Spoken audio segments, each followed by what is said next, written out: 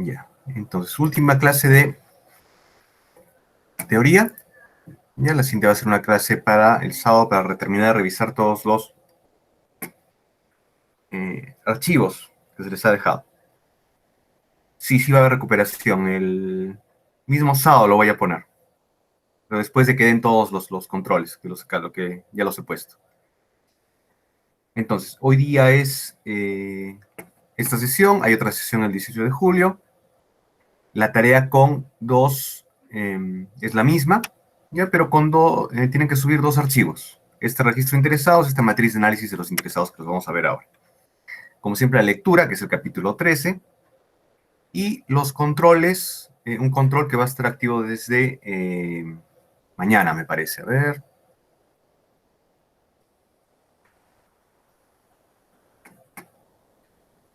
Sí, desde mañana en la tarde, en la mañana. Ya, entonces, esa es la idea. Acaba el control mañana en la mañana. Va a estar disponible desde mañana en la mañana. Lo pueden hacer desde ese momento hasta el 18 de julio. Y con eso cierra todo lo que es teoría. El control, como siempre, las diapositivas y de la lectura. He juntado los controles que estaban pendientes de manera que tengan parte de preguntas de la lectura y parte de preguntas al estilo PMP. Y con eso ya termina esa parte del control. Entonces, ahorita vamos a ver las diapositivas para darle los alcances sobre, no les voy a dejar mucho de la lectura, no les voy a dejar mucho de la teoría porque se lo pueden leer, pero dejarles de alcances de cómo se aplica esa teoría, sobre todo para este registro de interesados y cómo se hace el análisis de interesados. Entonces, ¿cuál es la idea de la gestión de los interesados? ¿Qué es un interesado? Son las personas, grupos u organizaciones que pueden afectar o ser afectados por el proyecto. Acá faltaría agregar que pueden ser afectados positivamente o negativamente. Bueno, faltaría aclarar, porque es una manera de afectar a las personas, a los grupos. Se hace adicionalmente esa distinción. Pues es el concepto básico. Pueden ser personas, grupos, organizaciones, pueden afectar o ser afectados, es bidireccional, por el proyecto. Estos son los procesos. ¿Ya? Identificar a los interesados, planificar cómo se van a involucrar a los interesados. El propósito de todo el proceso es involucrar a estos interesados, gestionar ese involucramiento y monitorear ese involucramiento de los interesados. Y acá abajo los conceptos. Ya, este es un panorama de las entradas, las salidas y las herramientas, como siempre así está organizado el PMP OK. Y el más importante de todos, ¿no? Que es las entradas y las salidas y cómo se interrelacionan entre ellas. Ya que está el proceso de identificar a los interesados, ustedes van a sacar la mayor parte de la información del desarrollar el acta de constitución del proyecto. Recuerden, fue el primer documento que hicieron, desarrollar el acta de constitución, y ahí ya habían definido cierta cantidad de interesados. A lo largo del desarrollo del proyecto, lo que hemos hecho hasta ahora, han ido acumulando más información. Usualmente, en un proyecto desarrollado completamente, se obtendría información del plan para la dirección del proyecto, de la documentación general del proyecto, todo lo que han hecho, documentos de negocio, y de los procesos efectuar las adquisiciones, ¿no? Los acuerdos que se ha llegado con los contratistas. Recuerda, los contratistas, como parte afectada y que afecta al proyecto, también son considerados interesados. ¿Y cuál es la salida? El principal, el registro de interesados, que va a formar parte de la documentación del proyecto. Como siempre, solicitudes de cambio en caso de que haya algún control de cambios. Y afecta el plan para la dirección del proyecto. Nosotros nos vamos a concentrar en este registro de interesados y en una herramienta en particular que voy a pasar a describir. El proceso se llama identificar a los interesados, el primer proceso. Consiste en identificar periódicamente a los interesados del proyecto, analizar y documentar información relevante a sus intereses, participación, interdependencias, influencia y posible impacto en el éxito del proyecto. Entonces se trata de acumular información. ¿Cómo acumulan esa información? De la misma manera como hemos trabajado en la parte de gestión de la integración y gestión del alcance. Mediante entrevistas, grupos de trabajo, eso ya lo vimos. Todas esas herramientas son las que se repiten acá. Como ven, acá están las herramientas que se pueden hacer. Juicio expertos, compilación de datos, análisis de datos, representación de datos, reuniones sobre todo. Entonces pueden usar cualquiera de esas y de hecho ya la deberían haber usado en la fase de integración. Ahora, ¿cuáles son las más principales? Las principales, el análisis de interesados y el juicio experto. Nos vamos a concentrar en análisis de interesados. ¿Por qué? Porque juicio experto es su propio juicio, el juicio de las personas que están encargadas del proyecto, de la parte del grupo de dirección del proyecto. Análisis de los interesados. Y el paso 1 es identificar a los potenciales interesados en el proyecto y la información relevante a ellos. ¿Qué van a hacer ustedes? Tienen una lista de interesados, que ya la tienen en su acta de constitución, y lo que van a hacer es ampliar. Como ya se ha ido desarrollando el proyecto, van a poder encontrar otros interesados, o van a podido encontrar otros interesados. Y lo que van a hacer es ampliarla a unas, lo voy a dejar un poco pequeño, a 5 personas, o grupos de interesados. Recuerden, traten de diversificarlo un poco. Va a haber gente que va a estar opuesta, va a haber gente que está a favor, va a haber gente con cierto poder sobre el proyecto, gente que no tiene mucho poder sobre el proyecto. Vamos a entrar en más detalle de eso ahora. El paso 2 es identificar el impacto o apoyo potencial que cada interesado podría generar y clasificarlos para definir una estrategia de abordaje. La palabra importante es impacto. ¿Qué impacto puede tener un interesado? ¿A favor o en contra? Y ese impacto depende del poder que tenga esta persona o este grupo. Algunos conceptos antes de seguir, para que queden claros. Interés. ¿Ya? Una persona o un grupo puede verse afectado por una decisión relacionada con el proyecto o sus resultados. ¿No? Es por eso que genera un interés. El interés puede ser positivo o negativo, porque le va a afectar. El proyecto de ustedes, el proyecto de el control de una línea de transporte, ¿no? Obviamente los transportistas van a ser los involucrados porque les va a afectar. También en las personas que viajan también van a ser afectadas. Otro concepto, propiedad. Una persona o grupo tiene un título legal, un activo o una propiedad, ¿no? Recuerden que hay, cuando se hace análisis de los interesados, también hay conceptos legales. Entonces, por ejemplo, otra vez, en el caso de la línea de transporte, hay cierta legalidad en quiénes son los dueños de las unidades, quién es el dueño de la empresa, etc. ¿No? Entonces hay ciertos criterios de propiedad. Pueden ser muy diversos. En un proyecto minero podría, por ejemplo, haber propiedades de superficie y las propiedades en el sentido de la explotación minera. Entonces hay un aspecto legal que se tiene que analizar. Ese mismo aspecto legal da lugar a los derechos. Y aquí hay dos tipos de derechos que se consideran, los derechos legales y los derechos morales. Los derechos legales están instituidos por el marco legislativo de un país. Ya, por ejemplo, salud, seguridad del trabajo, tienen que cumplir con esas normas morales, con esas normas legales, pero aparte de los derechos morales, ya que incluso si el país no considera ciertos derechos como legales, puede haber derechos que los interesados consideran como derechos morales, ¿no? Entonces también hay que considerarlos. No solo se circunscribe al aspecto legal. Además, conocimiento, ¿ya? Otro concepto. Conocimiento especializado que puede beneficiar al proyecto a través de una entrega más eficaz a los objetivos del proyecto, resultados o de la organización o conocimiento de las estructuras de poder de la organización. Entonces también tienen que considerar, cuando analicen los interesados, qué grado de conocimiento tienen estas personas sobre el proyecto y sobre todo sobre la organización y las estructuras de poder de la organización. Contribución. Este concepto se refiere a lo que va a contribuir, o lo que podrían contribuir los interesados. Lo más básico es provisión de fondos u otros recursos, incluidos recursos humanos. Recuerden que esto, que estoy señalando en rojo, venía del patrocinador. El patrocinador es el principal interesado. Se incluye en la gestión de los interesados.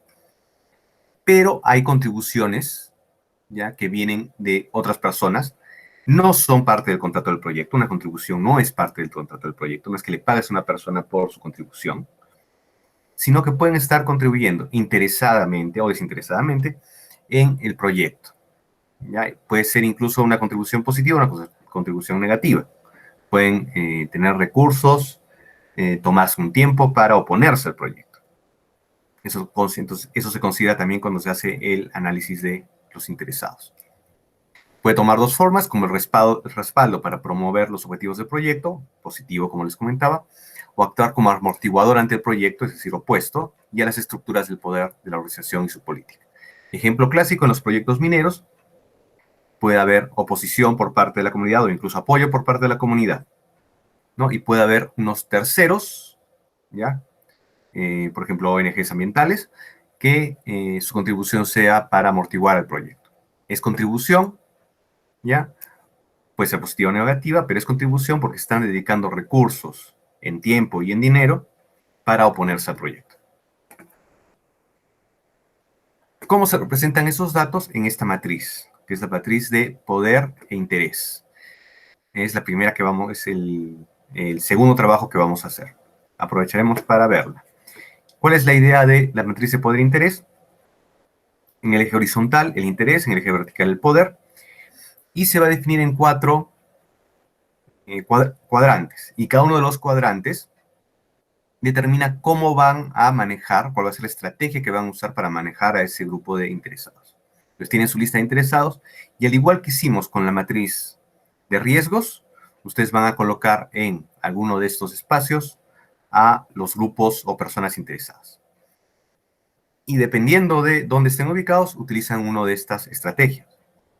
Mínimo esfuerzo, ¿por qué? Porque son personas que tienen, o grupos que tienen poco poder y poco interés en el proyecto. Mantener satisfechos en términos de su involucramiento. Cuando tienen alto poder y poco interés, puede haber personas, por ejemplo. El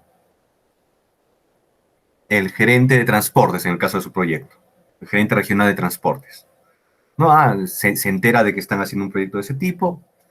Tiene mucho poder porque podría prohibir el sistema, podría hacer algo por el sistema, pero muestra poco interés. ¿No? Qué bien que lo hagan, pero no es mi prioridad, digamos, para esta persona. Entonces tiene alto poder, pero poco interés. Entonces lo que hay que hacer es mantenerlo satisfecho con el involucramiento que se espera de él. No hay que estarle comunicando permanentemente o estarle todo el tiempo llamando por un tema que no le interesa. Entonces solo se le mantiene satisfecho. No, lo que él necesite se le da, nada más. No hay algo adicional. Para el caso de grupos de interés o personas de interés que tengan poco poder y alto interés, la estrategia es mantenerlos informados, ¿no? Dado que tienen un gran interés. ¿Ya? Pero tienen poco poder para influenciar en el proyecto. ¿Ya? En este caso podríamos imaginar que serían los usuarios del medio de transporte. Ya, los usuarios del medio de transporte no tienen mucho poder porque no van a intervenir en nada en el proyecto, no pueden parar el proyecto, no pueden hacer, por ejemplo, despidos, contrataciones, involucrarse en eso, pero sí pueden estar bastante interesados porque involucra una mejora en el servicio. Entonces, para ese tipo de, para el involucramiento de ese tipo de interesados, lo que se sugiere es mantenerse los informados. Y alto poder y alto interés, ya a ellos se les llama jugadores clave, ya, o actores clave. Ya, y ellos sí tienes que mantenerlos, aparte de constantemente involucrados, constantemente satisfechos, informados del proyecto, constantemente prestando atención a qué opinan del proyecto. ¿Por qué? Porque tienen un gran poder y un gran interés. Entonces es más o menos la idea de esta matriz. ¿Qué van a hacer? Ya, primero, lo que les dije, registro de interesados. Sencillo, nombre, posición, rol, información de contacto, requerimientos, expectativas, influencia y clasificación. Digamos que en el ejemplo que yo estaba usando de modelo, el de las antenas de comunicaciones. Imaginémonos que es para el gerente, es para una gerencia de una mina, del trabajo. Y entonces vamos, gerencia medio ambiente.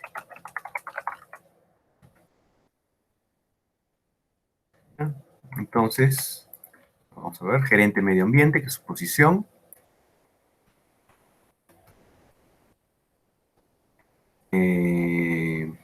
Digamos el nombre, pues podemos poner Juan de Mariana. Rol, ¿ya? De este señor gerente de medio ambiente, sería patrocinador. Acá información de contacto, pueden poner su teléfono, 999-999-999, su correo electrónico, etcétera. ¿Ya? ¿Qué requerimientos tiene respecto del proyecto? Recuerden, estos son requerimientos respecto del proyecto, los requerimientos que él tiene respecto del proyecto. y probablemente su requerimiento en términos de su participación como interesado, su involucramiento, ya sea información diaria,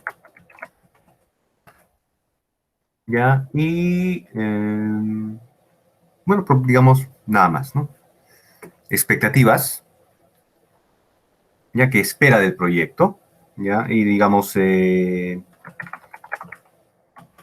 terminar a tiempo. Su influencia, obviamente, por ser gerente, por ser profesional, debería ser alta. Su clasificación, depende, lo voy a quitar que lo mejor no lo llenen, porque depende de un plan de gestión de interesados, que no lo vamos a realizar en esta ocasión. Entonces, hasta influencia. Ahora, una vez que lo tienen, ya, lo que tienen que hacer es ubicarlo en la matriz de análisis de interesados. Entonces, hacen un análisis. ¿Qué interés tiene en el proyecto? El interés aparentemente es alto, ¿ya? ¿Y qué poder tiene él? Y obviamente por ser el patrocinador y el gerente de medio ambiente de la oficina que está solicitando el trabajo, va a ser alto. Entonces lo que hacemos es insertar, ¿ya? Y un cuadrito de texto. Se lo pueden hacer de esta manera o de cualquier otra. Aquí ponemos Juan de Manera.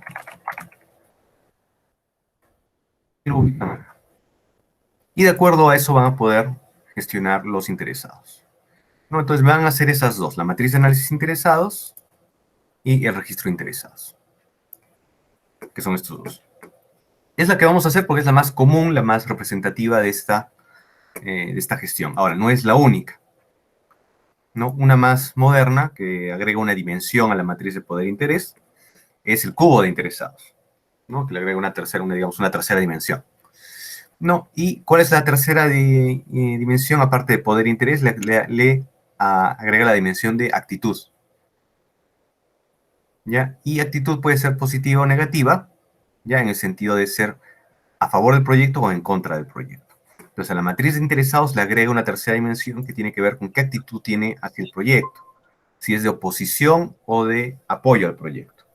Y acá tiene otros nombres, asume otros nombres. Y acá tiene backer, o sea, aportante, pasivo, insignificante, qué horrible nombre. Aportante, activo, influyente. Aportante, activo, insignificante otra vez, aportante pasivo, influyente, ¿no? Entonces, se dan cuenta, tiene tres dimensiones, si eres influyente o no, si eres pasivo o activo, y si respaldas o bloqueas el proyecto. Esas tres dimensiones también se ven acá. Este es otro modelo que se llama el modelo de prominencia, ¿ya? Y tiene tres círculos, funciona como un diagrama de Venn, como ven, ya en el sentido del nivel de poder, nivel de urgencia y nivel de legitimidad. Entonces, acá funciona al igual que un diagrama de Venn para agrupamiento de conjuntos, el conjunto de interesados. Este es el universo de interesados. El universo de interesados, el universo de interesados va a estar en uno de estos tres círculos y va a poder coincidir, como en un diagrama de Venn, uno, dos o tres. Entonces, por ejemplo, en el punto 1 donde dice definitivos, ¿ya? Hay personas o interesados que están en los tres círculos, en los tres conjuntos, en los que tienen poder, en los que tienen una urgencia sobre el tema y en los que tienen una legitimidad sobre el tema. ¿A qué se refiere el nivel de legitimidad? Ellos tienen cierta legitimidad, es decir, tienen autoridad, ¿ya? Legítima, ¿ya? Para influir en el proyecto. ¿Ya? O sea, están involucrados realmente en el proyecto. Pero puede ser que no tengan poder. Los que están en el nivel de poder sí tienen un poder, es decir, tienen una autoridad sobre el poder. Pueden decidir, pueden tomar decisiones al respecto. Y el otro es el nivel de urgencia. ¿Ya? Si es para ellos qué tan urgente es que funcione o no funcione el proyecto. Puede ser que no sean legítimos, es decir, que su nivel de urgencia que no haya una legalidad detrás de su nivel de urgencia y su interés en el proyecto, y que tampoco tengan poder. Y puede haber distintas combinaciones de ellos que las vamos a ver. Uno es definitivos, es decir, tienen poder sobre el proyecto, tienen legitimidad sobre el proyecto, legítimamente están involucrados, si hay una razón real por la que tienen que estar involucrados, y sí tiene un nivel de urgencia. Caso clásico, este sería el patrocinador. A este grupo hay que gestionar activamente, más cercano, más activamente. ¿Ya? Un ejemplo de, dominantes, ya que es este factor 2. Son gente que tiene poder y también tiene legitimidad. En un proyecto minero, por ejemplo, me imagino, serían las comunidades, estarían en este campo. ¿Por qué? Tienen el poder, por ejemplo, de cerrar una carretera, tienen el poder de hacer protestas que paralicen el proyecto. Y también tienen una legitimidad, porque son legítimamente afectados por el proyecto. La contaminación puede afectarles positivo o negativamente, o sea, van a conseguir empleo o no. Entonces tienen ese derecho legítimo a apoyar o oponerse al proyecto. Y también tienen poder. Entonces estarían en este punto de dominantes. ¿Quiénes podrían estar en dependientes? Ya son gente que tiene urgencia por el proyecto, ¿ya? Y también tienen un nivel de legitimidad, pero no tienen poder. ¿Quién podría estar en este caso en un ejemplo de la minería? Los proveedores. Tienen urgencia porque necesitan vender sus productos, tienen legitimidad porque son legítimamente proveedores, pueden proveer, están habilitados para eso, pero no tienen poder porque ellos no van a decidir la compra. Entonces, por eso se les cataloga de dependientes. Ya, finalmente están los llamados, en estos tres, están los llamados peligrosos. Son gente en que tienen cierto nivel de poder, tienen cierto nivel de urgencia, pero no tienen legitimidad al respecto. ¿Dónde podría ubicarse? Podría ubicarse a, por ejemplo, traficantes de tierras, ¿no? Que no tienen legitimidad porque no son los dueños de las tierras ni son parte de las comunidades campesinas que estén afectadas por el proyecto minero. Tienen un nivel de urgencia porque eso les podría afectar, o por ejemplo mineros o invasores o mineros artesanales que no son parte de las comunidades. ¿Ya? Tienen un nivel de urgencia porque eso depende, porque necesitan, tienen esa ambición de hacer un negociado económico al respecto, y también tienen un nivel de poder, porque ellos también pueden influenciar, también pueden cerrar la carretera, también pueden afectar a los intereses del proyecto. ¿Ya? Podría, por ejemplo, encontrarse también ONGs ambientalistas que no tienen un nivel de legitimidad porque no son parte de la comunidad, tienen un nivel de urgencia porque quieren eh, participar activamente en eso. Eso estaría más en el campo de demandantes y exigentes, creo que lo ubicaría más ahí. Tienen un nivel de urgencia, no tienen poder directamente, podrían estar en un área gris acá entre el 3 y el 7, y tampoco tienen legitimidad. ¿Ya? Un ejemplo de durmientes inactivos sería un interesado que tiene un nivel de poder, pero no tiene nivel de urgencia ni nivel de legitimidad. El ejemplo típico en una empresa minera, en un proyecto minero, de los que que están acá en durmientes inactivos, es el Estado. Ya, el Estado tiene un poder, podría, si quisiese, cerrar el proyecto, ya, pero legítimamente ya no podría hacerlo porque no tendría alguna razón legal para hacerlo. ¿Ya? Y tampoco tiene un nivel de urgencia. Finalmente, los discrecionales, que tienen un nivel de legitimidad, que por ejemplo sería directamente, algún miembro del Estado, pero directamente, que podría ser el Ministerio de Energía y Minas, que son los que tienen que dar los permisos para que se active. Entonces, ellos tienen un nivel de legitimidad, ¿ya? Y pueden tomar directamente acciones sobre el proyecto. Recuerden, los intereses cambian, eso es algo dinámico. Entonces, por ejemplo, en una circunstancia normal, el Estado, o sea, el gobierno central, es un durmiente inactivo, pero por alguna causa, ya los demandantes exigentes, digamos las ONGs, mueven a la comunidad para que haga un paro. Entonces, este señor pasa de ser durmiente inactivo, ya a pasar a dominante o a definitivo. Se mueve en ese sentido. Y eso lo mueve este modelo de proveniencia en un modelo dinámico. Eso es lo que hace tan útil este modelo, que es mucho más dinámico que los otros. Los otros los dejas en una matriz y ahí los dejas. Este puede moverse. Entonces, este es otro modelo, no lo vamos a usar el más clásico, que es la matriz de poder-interés. Finalmente, una vez que has hecho, si puedes uno, si puedes los tres análisis, tienes un entendimiento más claro que cómo vas a involucrar a los interesados, y a partir de ahí desarrollas las estrategias. ¿Cómo voy a involucrar a mis interesados? Y está en base al estudio que has hecho de sus necesidades, expectativas, intereses y el posible impacto en el proyecto. Recuerden, cada uno de estos les da estrategias. Acá tienen 4 estrategias, acá tienen 8 estrategias, hasta ahí van 12, y acá tienen 3 estrategias. ¿No? Es más, podrían ser hasta 7 estrategias más, una para cada uno de los sectores. ¿Ya? Entonces tiene un montón de estrategias de dónde elegir para manejar su proyecto. Es el análisis que siempre se tiene que hacer. Y a partir de ahí hacen análisis de supuestos y restricciones, análisis de causa-raíz. Un ejemplo de análisis de causa-raíz, ¿cuál sería? ¿Ya? La oposición ocasionada en el proyecto por parte de la comunidad se origina por la intervención de mineros artesanales, o mineros informales, o mineros ilegales, hay diferencias entre ellos tres, de ONGs ambientalistas, podría ser, si no hay ninguna de esas influencias, y si existe una contaminación real por parte del proyecto minero, se dan los casos también, imagínense Cerro del Pasco, eso es algo absolutamente real. Esas son las causas reales de los problemas. Entonces, se tienen que analizar. No se toman la toma de decisiones, que es la parte siguiente, no se toma sin hacer antes un análisis sincero de la causa raíz de los problemas. Una vez que hacen eso, hacen un representación de datos, un mapeo mental, o la que acabamos de hacer, matriz de evaluación de participación de los interesados.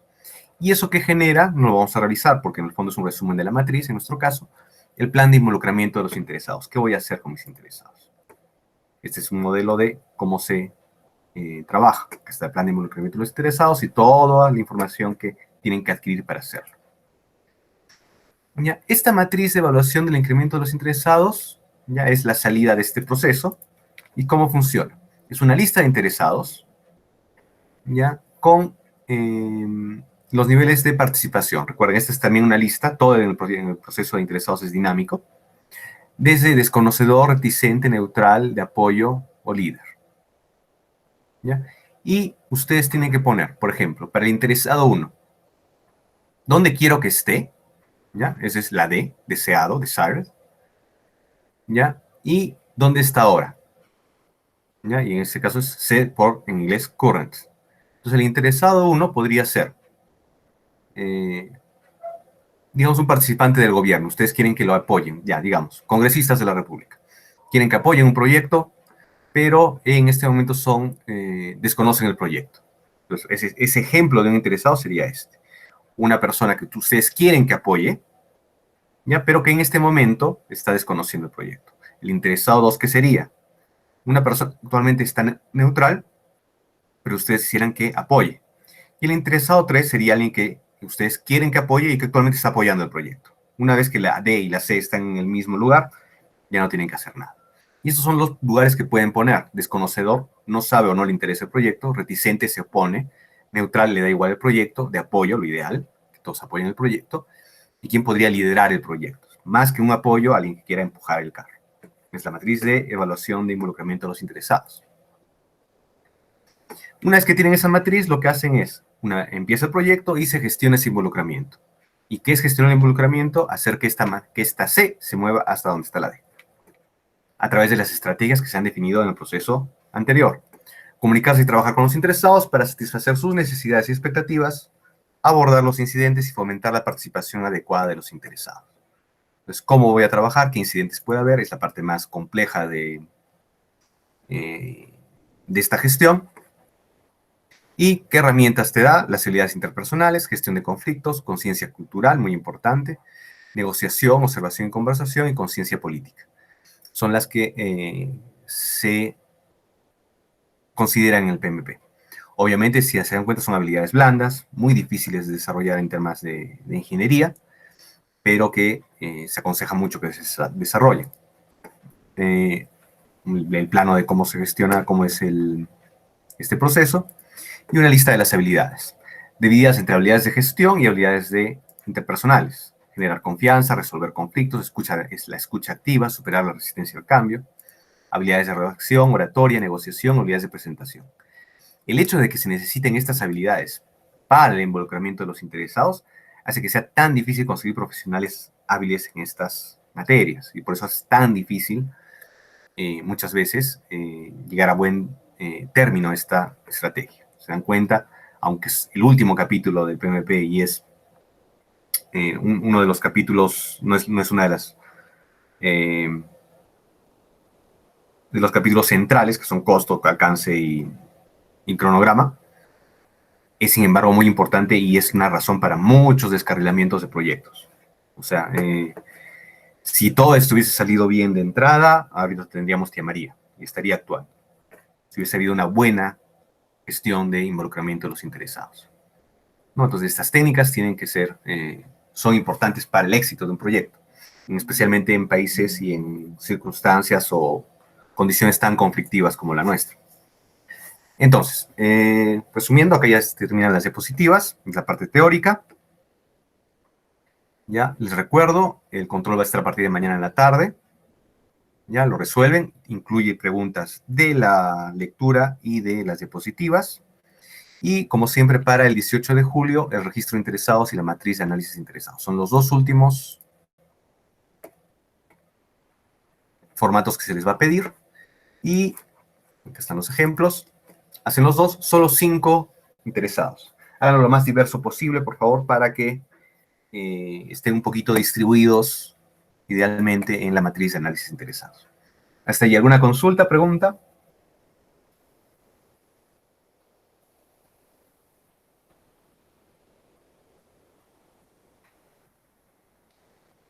¿Consultas, preguntas del tema?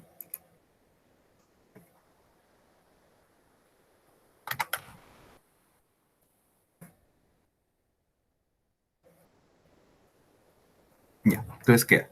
Nos vemos el sábado. Recuerden, para el sábado todo subido, ya es la revisión final. Tengan todo ya puesto. Ya les he puesto también ahí la lista de lo que tienen que poner. Listo, saludos, cuídense. Nos vemos el día sábado.